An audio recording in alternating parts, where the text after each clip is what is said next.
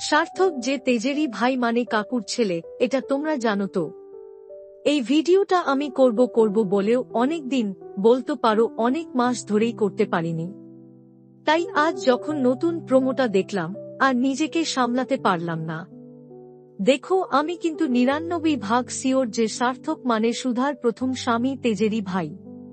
কারণ দেখো, আমরা সবাই জানি তেজের ছোটকার স্ত্রীর সাথে বসু মল্লিক বাড়ির সমস্যার কারণে ছোট বউ কিন্তু সংসার করেনি। আর বসু মল্লিক বাড়ির নিয়মের কারণে কিন্তু ডিভোর্সটাও অফিসিয়ালি হয়নি। তাই অনেক টাকার পরিবর্তে ওই ছাড়াছাড়ি বা আলাদা থাকার ডিলটা হয়েছে, যেমনটা কানন বালা ইমনের সাথেও করেছিল।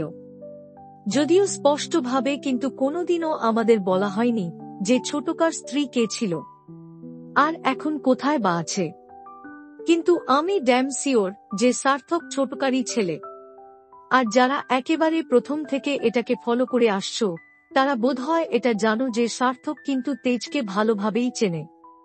মনে করে দেখো, যেদিন সুধা সার্থকের বসকে মেরে পালিয়ে এসে ট্রেনে উঠেছিল, তখন সার্থকের গুন্ডারা যখন সুধাকে ধরে ফেলেছিল, তখন তেজই কিন্তু সুধাকে বাঁচিয়েছিল।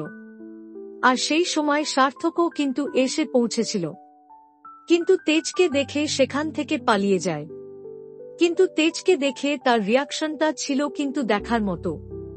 সার্থক কিন্তু তেজকে দেখেই বলেছিল, তেজ এখানে। কেউ খুবই চেনা বা কাছের না হলে কিন্তু কেউ ওইভাবে বলে না।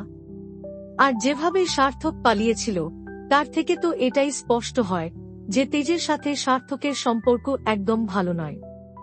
বাকি এবার যদি বলি প্রমোর কথাটা, সেটা হলো যে সার্থক আবারও কোনো বড় ঘরের মেয়েকে ফাঁসিয়েছে, তাও মনে হয় অন্য কোনো পরিচয়ে। আর সেই বিয়ের কাজটা পায় সুধা। কিন্তু সুধা যখন শোনে যে বিয়েটা ব্যাঙ্গালোরে হবে, তখন সে মানা করে। কিন্তু তেজ তাকে আশ্বস্ত করে কাজটা নিতে বলে। এরপর যখন ওই মহিলা তার হবু জামাইকে ফোন করে, তখন দেখি সেটা সার্থক। কিন্তু সে এখানে নিজেকে একজন সাউথ ইন্ডিয়ান বলে পরিচয় দিয়েছে, আর নিজের নাম বলছে প্রশান্ত। কিন্তু গল্পে টুইস্ট হচ্ছে, সে কলকাতায় ইতিমধ্যেই পৌঁছে গেছে।